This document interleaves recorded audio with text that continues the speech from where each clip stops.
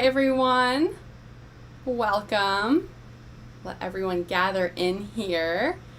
But we are live. Hello and welcome, everyone, to our 12th live stream for the Empowerment Podium, and even dozen already. So for those of you returning, I want to welcome you back. And for those that are new here, I want to welcome you. I am so glad that you guys are joining us today, and we hope that you will stick around. You can join this community by subscribing to this channel, following us on Instagram and TikTok, and liking us on Facebook. The links to those socials are in the description down below. I'm so happy to be joined by today's speaker on such an under-discussed topic. Today we'll be following that same Q&A format that we've been following for the past few live streams. So if you want to get in on that Q&A and you have a question for today's speaker, please feel free to submit any questions that you have in the chat, and we will do our very best to get to those during our discussion. Before we get started, I just want to provide a quick trigger warning because today's talk will include discussions surrounding domestic, emotional, financial, mental, psychological, verbal, and child sexual abuse. So if those are sensitive topics to you, I just want to say viewer discretion is advised. But with that being said, without further ado, I want to present today's speaker. So today we are joined by Nicole Moehring. Nicole is the survivor of domestic, emotional, financial, mental, psychological, and verbal abuse from her first marriage. Because of the extent of that abuse, she suffered greatly with low self-esteem, self-worth, and self-confidence. Over the years, along with living in constant fear, she also had to deal with depression and loneliness. On top of that, both of her children became victims of child sexual abuse.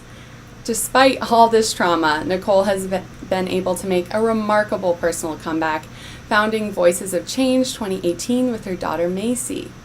Voices of Change 2018 is a nonprofit focused on creating advocacy, awareness, support, and education to reduce the risk of abuse for children with disabilities. They also assist children with disabilities who have become victims of sexual abuse and their families on the road to recovery.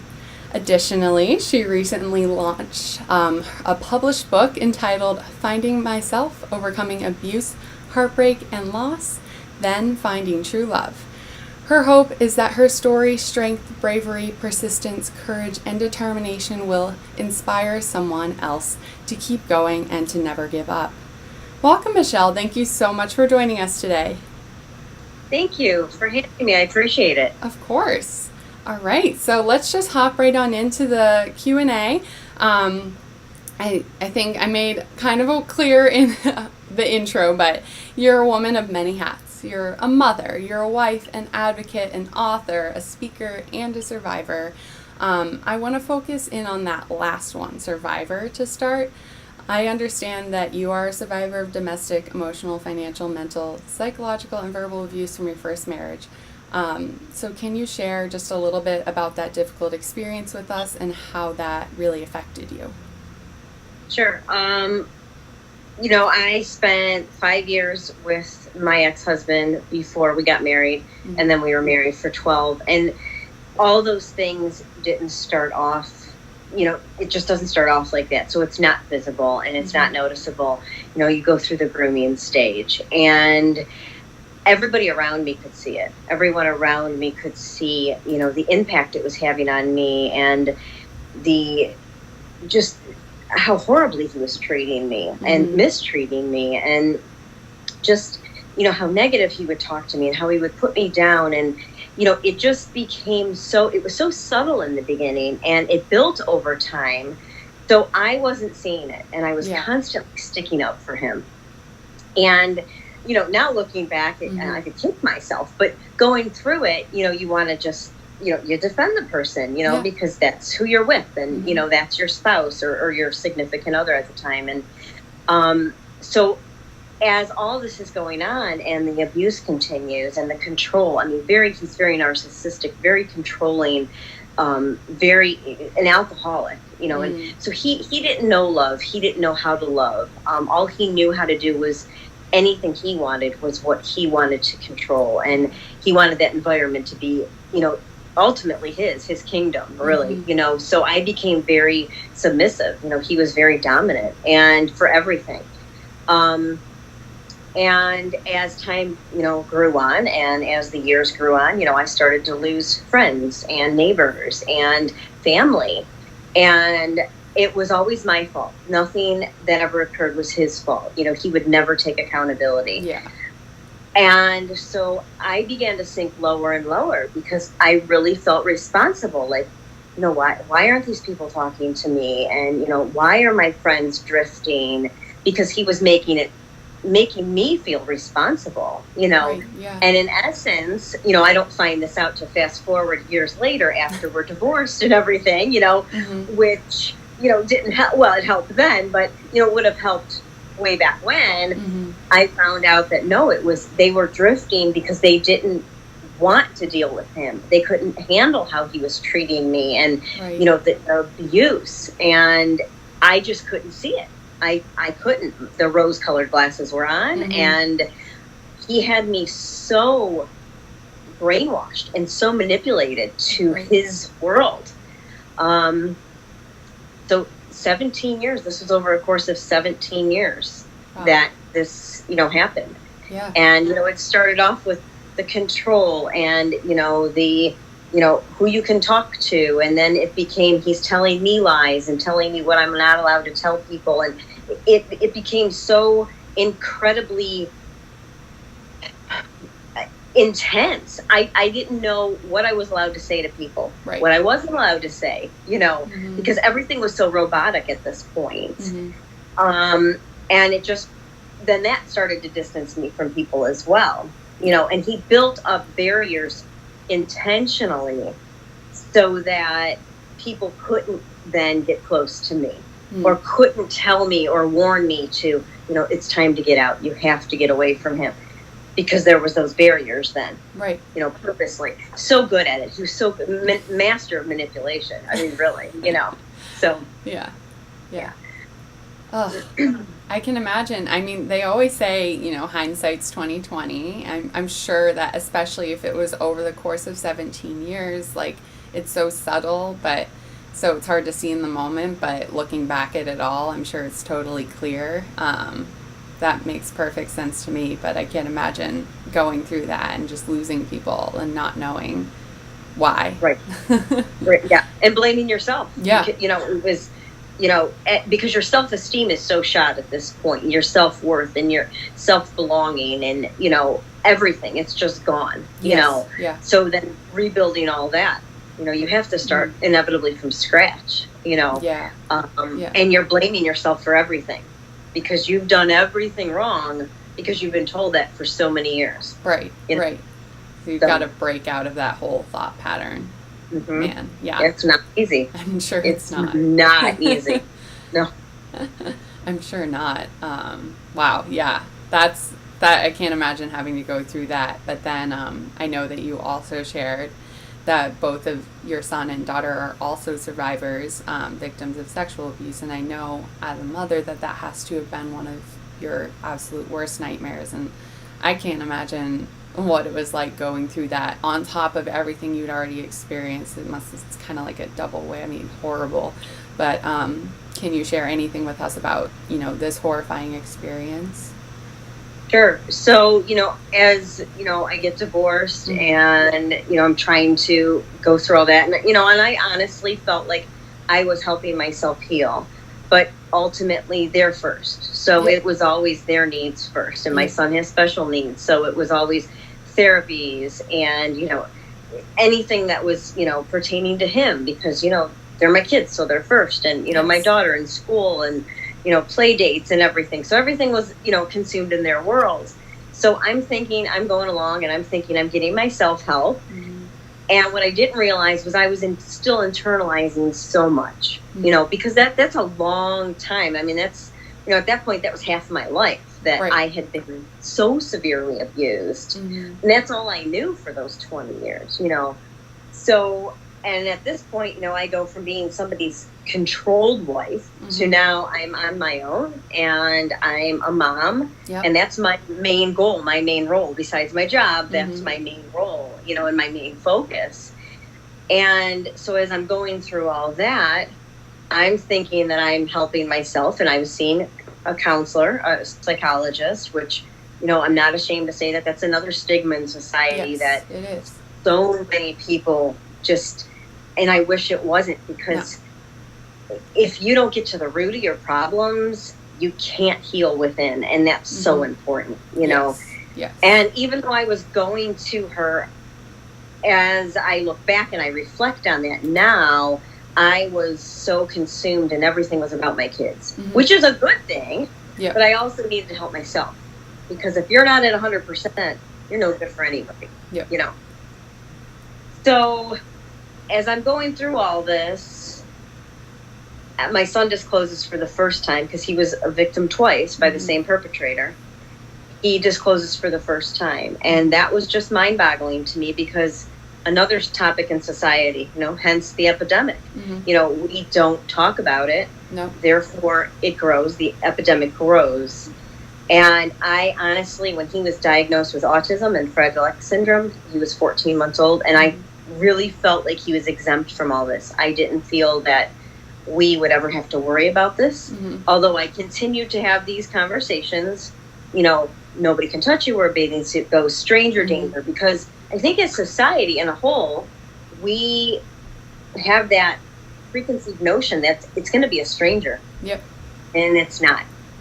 93% of the time, statistics say it's somebody you know, somebody you trust, somebody your family knows, somebody your child knows. That's scary. Just heart-wrenching numbers.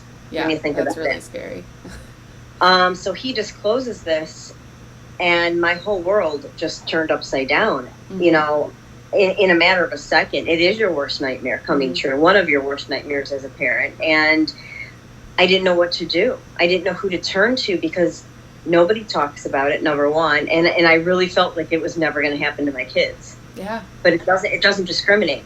Right. It doesn't care what social economics class you are. It doesn't care what color your skin is. It doesn't care anything. It does not matter. Yeah. And something I didn't know at that time is kids with disabilities are 2.9 times more likely to be victims of abuse. Wow. I had no idea. Wow. That's huge. That is huge. Yeah. It's so sad. Yeah. Yeah. So, I'm dealing with all that, helping him through all that, finding my way through that. And as I'm going through all this, realizing that there's not a good system in place for families, for victims with disabilities who have been sexually abused, right, or abused to any capacity, really.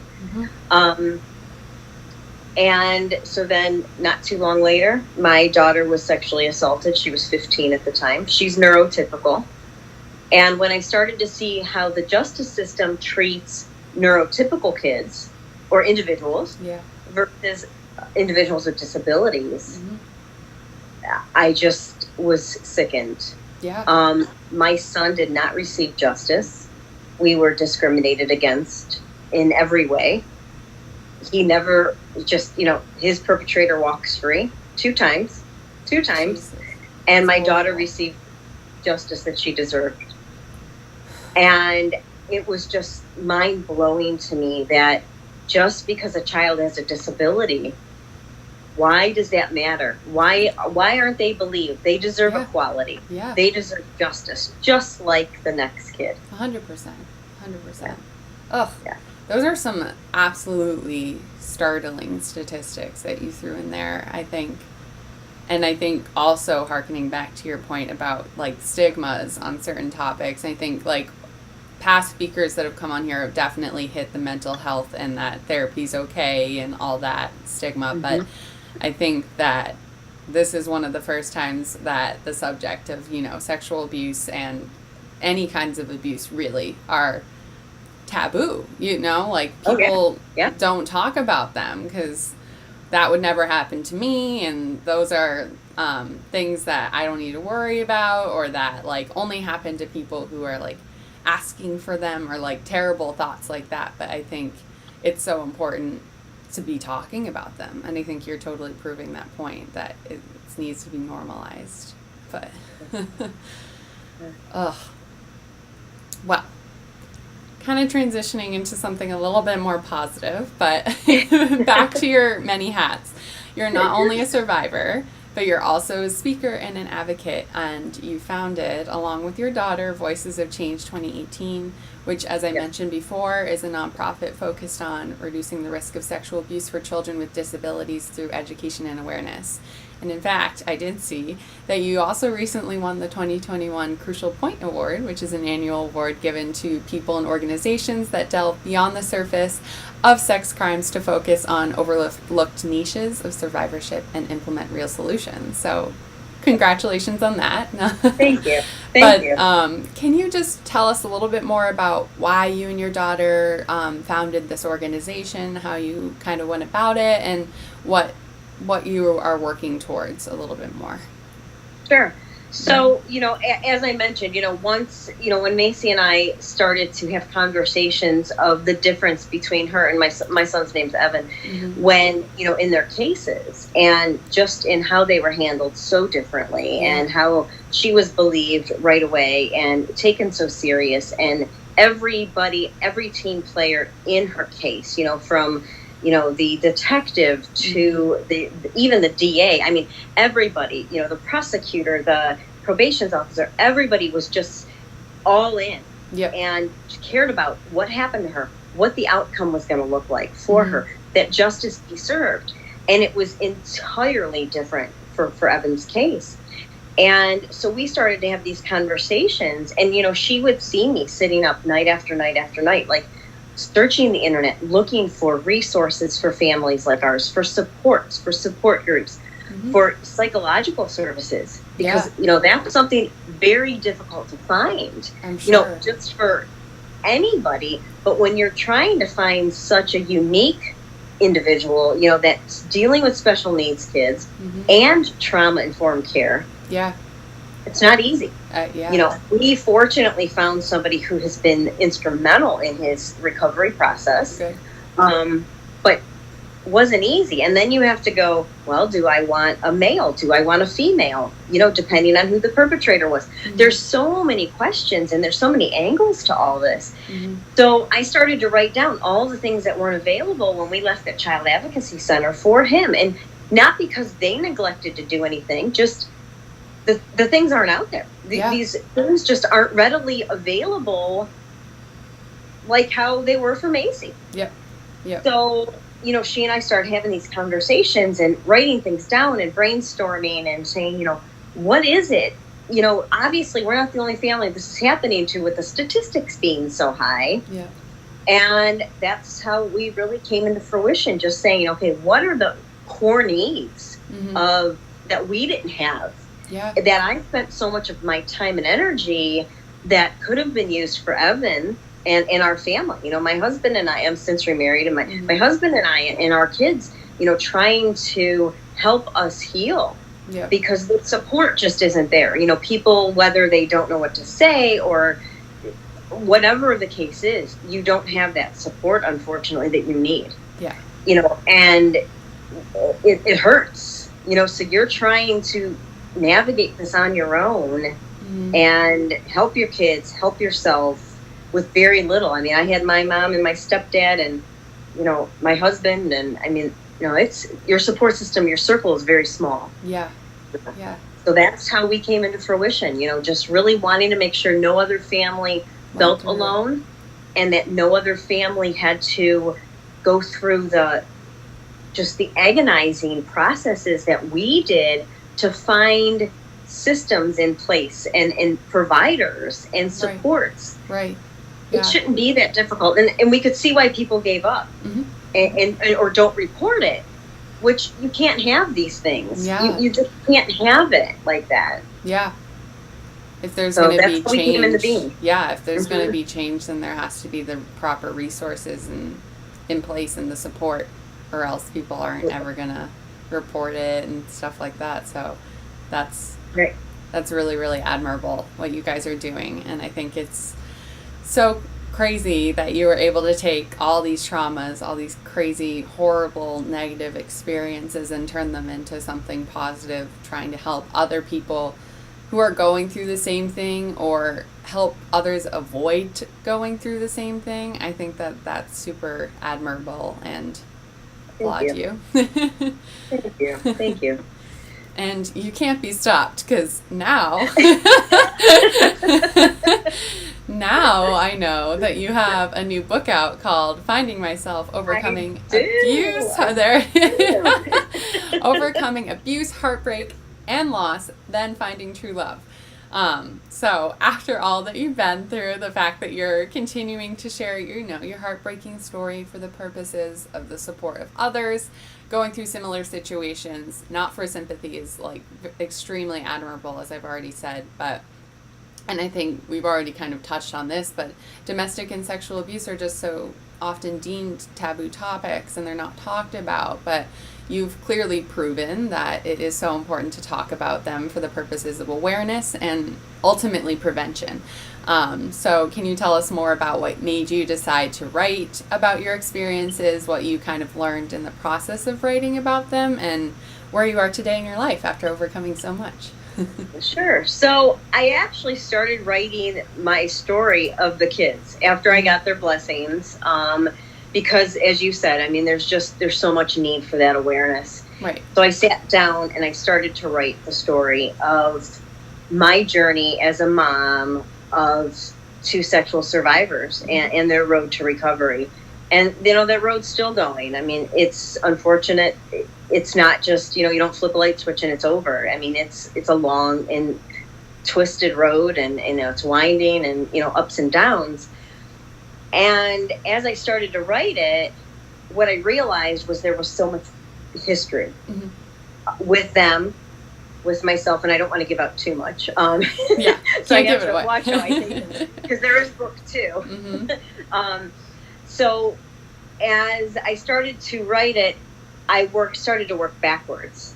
And then I realized, their story is only, a fraction of everything. Mm-hmm. And although their abuse was tragic and it's a fraction of our whole story together, my story of recovery and survivorship of the abuse and how they came into my life and all of the loss and heartbreak I had to overcome to become a mom. Yeah.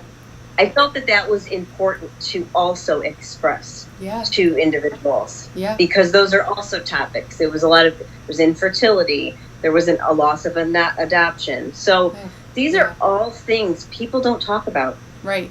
And yet they're things that, they're difficult. And it was a very difficult journey, a very heartbreaking journey. But anybody can get through anything, but it's mindset. Yes. And it's having the right support, and it's talking to people, and it's sharing your story, because when you share your story, you're healing, number one, and you're also allowing other people to start sharing theirs. There's no shame in any of this. Yes. I don't sit here, I'm not ashamed of my past. Would I want to relive it? Never. But it happened for a reason. I'm a firm believer everything happens for a reason. And had I not married my first husband, I wouldn't be where I'm at today. Yeah, totally. So there's so many connectors, so that's how Finding Myself, came in. So I separated the books. My second book is Finding My Voice. Okay. First That's one's awesome. finding myself, and then Finding My Voice is when I started to learn how to speak out because of their abuse. Nice. And then the third book is Voices of Change, which I'm hoping Macy will collectively help me with that one. She doesn't know that yet. Is she watching? Better be. I told her to. Well, that's so awesome, and I think something you said about how these taboo topics, people don't talk about them, but through sharing stories, you're healing, and you're also educating and helping others who are experiencing similar things. That resonated with me because that's like definitely something that I'm trying to do just with the whole Empowerment Podium, is the sharing of stories, the sharing of other people's struggles with the goal of, empowering others to get through the same things.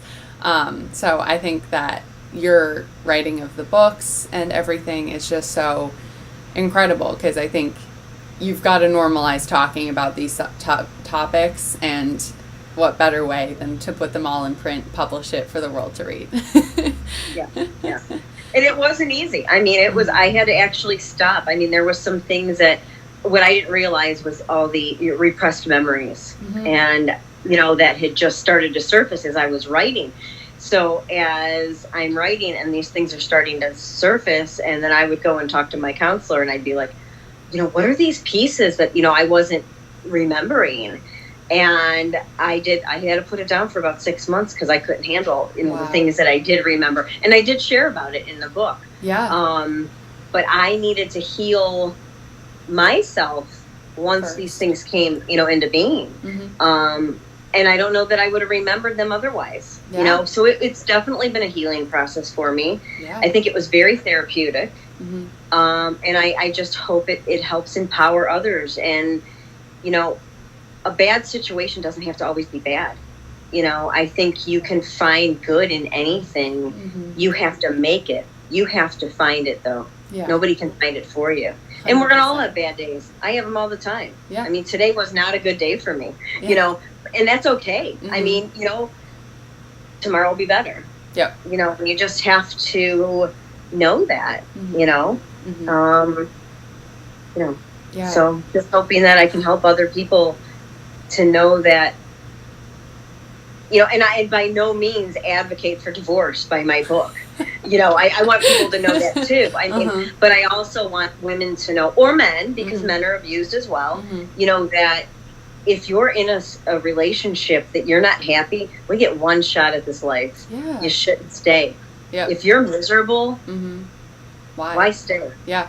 Why stay? Yeah. But, I am not an advocate for divorce. I don't want people to think that. Like, I want to be clear on that. Yeah. Yeah. I mean, I'm all for, you take those vows, you take them serious. But I also do feel that there's a lot of people that just aren't meant to be together. Yeah. Yeah. So, yeah. Awesome. Well, I think you clearly are already empowering others and inspiring others through all the work that you're doing, all the positive vibes that you're putting out there, the education that you're putting out there. So I think you've already accomplished that and more, but I'm excited to see where the book also takes you. So one more for you. I just want to close out on this question, but there is this really incredible quote on your website that I absolutely loved, and I just really want to share it with our viewers here today. So I'll just read it out loud here. But it's easy to judge others, but unless we've walked in someone else's shoes, it's impossible to know what someone else is going through. Always be kind. Life experiences change people. We all handle things in different ways. Take time to get to know someone. Give them a chance. Include them without judgment. Do not listen to the opinion of others. The way we treat someone not only says a lot about our own integrity, but could also make the difference in someone else's life. I think that there are just so many moving sentiments in that paragraph there, and I'm sure there is more where that came from in your book, and so I obviously encourage everyone to go check it out. But do you have any closing thoughts for us, that in mind, before we finish this out? With that, I appreciate you picking that specific quote. I feel that so many of us, and myself included, because I was like this so long ago, I think we can be so closed-minded, and we can be just so black and white. Yep. And we can allow so many people, other people's opinions to guide us so many times. And what I've learned in going through all of these things over the years is to try not to do that, because none of us know how we're going to react unless we're actually presented with that situation. You could sit here and you can say, oh, I would have done it this way. I would have done it this way. But you know what? Until you're actually in those shoes, you don't know. Yeah. Yeah. And so I just feel like you just have to be open-minded and listen to other people and be kind to others and hear what their thoughts were. You don't know the whole story. None of us are ever going to know the whole story as to why somebody's decisions were what they were. Yep. And, I just think that this world needs so much more kindness than judgment, especially now. I mean, I don't even want to turn on the TV anymore. I mean, it's so sad. It is. It really is. And it just kind of starts with one person, and kindness just takes, doesn't take a lot. It takes a phone call or a nice word or a quick email or a text message just to say, you know what, don't know what you're going through, but I'm here. I don't know what to say, but I'm here. Mm-hmm. Yeah. Just kindness can go so far. Yes. And lack of judgment goes even further. I think those are just the perfect sentiments to leave off on. Kindness goes far, and lack of judgment is a good thing. So I love that. And wow, this has been truly such an incredible talk. That does conclude everything that we have today. So I just want to give another huge thank you to you, Nicole, for joining us today and so openly sharing your story.